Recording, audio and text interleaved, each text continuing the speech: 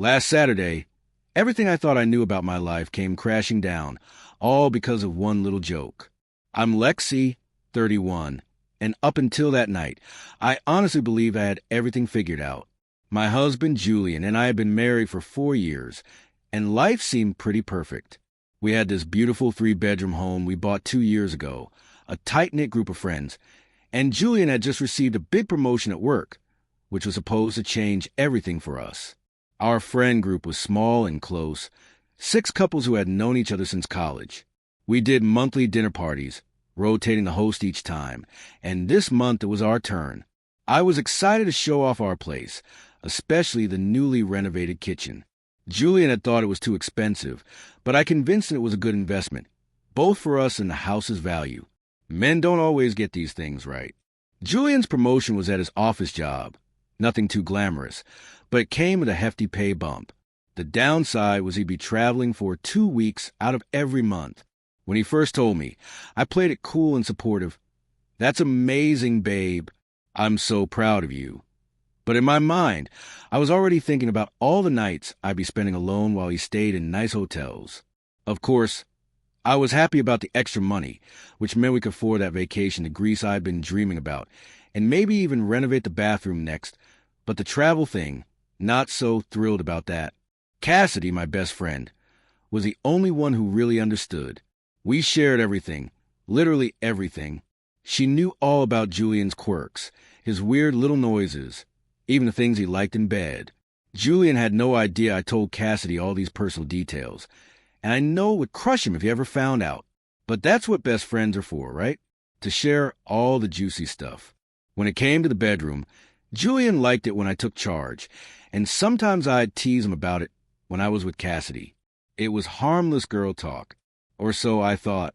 Looking back, maybe I should have noticed how Julian always tried a little too hard to impress our friends. He was constantly making these elaborate meals, acting like he was a perfect host, and I'd always take the credit for them. Oh, it was nothing, just something I threw together. But in front of our friends, I'd make sure to hype him up. Of course, he played along, so I assumed everything was fine. The night of our dinner party was finally here.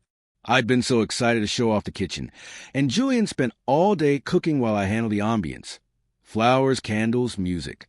I wanted everything to be perfect, especially since I was hoping to make Krista and Dave a little jealous.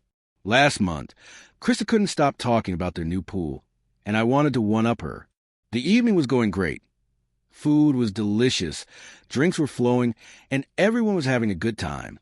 Julian was telling everyone about his promotion, and I was smiling and nodding, pretending to be the supportive wife. Meanwhile, I was mentally planning how to spend his bonus check on designer boots I'd had my eye on. Then came the topic of his travel schedule. Our friends all started to ask how we were going to handle being apart so often. Dave made a comment about how absence makes the heart grow fonder, and everyone laughed. Julian just gave one of those tight, uncomfortable smiles of his and excused himself to grab more wine from the garage. That's when the real conversation began. In true dinner party fashion, the juicy stuff always happens when someone steps away, and I had no idea what was coming next. But if I had, maybe I would have kept my mouth shut. I didn't, and now Julian won't even take my calls.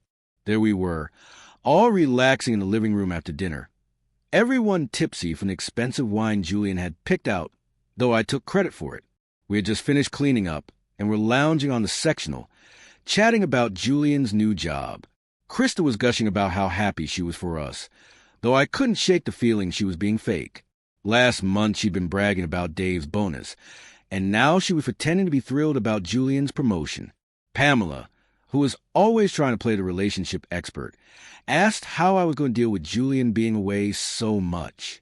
"Oh, we'll figure it out," I replied vaguely, not caring much for her advice.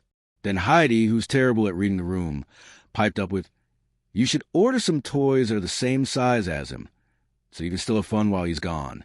Everyone laughed, and I saw my chance to crack a joke. I rolled my eyes dramatically and said, "I don't think they make them that tiny." I was expecting everyone to burst into laughter like we usually do. That was our dynamic, Tease, laugh. Julian pretends to be embarrassed, but secretly loves the attention. But this time it was different. There was complete silence. Dave choked on his drink, and Mark suddenly became very focused on his phone. It hit me then. Something had gone horribly wrong. I saw Julian standing in the doorway holding the wine bottle he'd gone out to get. The look on his face was something I'd never seen before. It wasn't anger. It was worse. It was as if something inside him just shut down. He carefully placed the bottle on the side table, as though he was afraid it might shatter, then turned and walked out.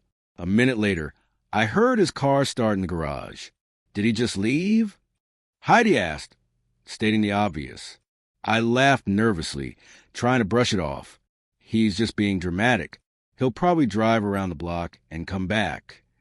But even as I said it, a strange feeling settled in my stomach. Everyone was staring at me like I had done something terrible. What? I snapped, feeling defensive.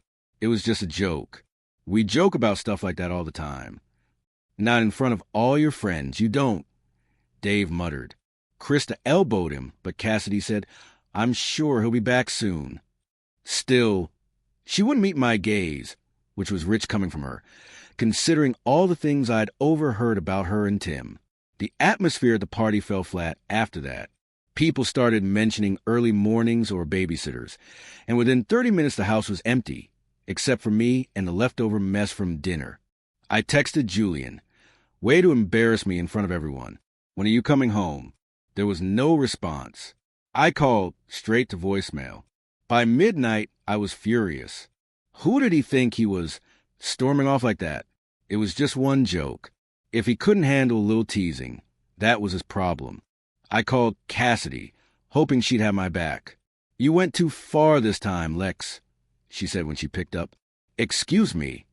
I couldn't believe my ears. It was just a joke. You humiliated him in front of all your friends about something really personal. Oh, please. Like you've never talked about Tim's stuff. I shot back. That's between us, Lexi. I would never air that out in front of everyone. I felt a flicker of doubt. Were my jokes really that bad? No. Everyone was just being oversensitive, right? Whatever. I didn't need this from her, too. I thought she was my friend. I hung up, frustrated. The next morning, Julian still hadn't come home. No texts, no calls, just silence. I was torn between worrying and being angry. Where was he? Who was he talking to? Was he telling people I was some terrible wife over one stupid comment? I was about to find out just how badly one little joke could go. 3 days later, I finally got a message from Julian. I'm coming by to get some clothes while you're at work tomorrow. That was it. No apologies or talk about what happened. Just letting me know he planned to sneak into the house while I was gone. I texted back. Where have you been? We need to talk about this. Hours passed with no reply. Then I got another message. I'm staying at the Marriott downtown. I don't want to talk right now. A hotel? Not even with a friend, but in a hotel. Because his feelings were hurt over a joke, I decided to call Cassidy again, hoping she'd seen some sense. Have you talked to him? I asked when she answered. Her hesitation told me everything. Yes. What did he say? He's really hurt, Lexi. He said, this isn't the first time you made comments like that in front of people. That's ridiculous. It was one joke. I protested. Another pause. Was it though? What about at New Year's when you told everyone he couldn't handle more than 2 drinks because he's built like a middle schooler? Or when you told Heidi he needed help opening jars? I couldn't believe she was bringing that up. Those were just jokes. Everyone jokes about their husband. Tim must do annoying things too. Yeah, and we talk about it privately. I don't announce his insecurities to everyone we know. Her words hit me hard.